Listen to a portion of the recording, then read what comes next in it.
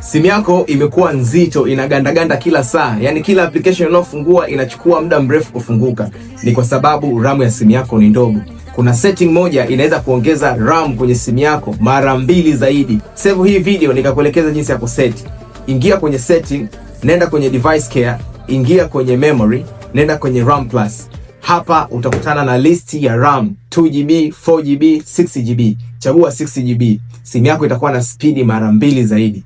Hii setting inafanya kazi kwenye Android. Kama unatumia iPhone, comment neno iPhone, nitakuletea setting ambayo itakusaidia iPhone yako iwe na speedi mara 10 zaidi. Share na rafiki zako, like for more content like this. Swift Phone Center tuko hapa kila siku kukuupdate matumizi bora na salama ya smartphone yako. We love you guys.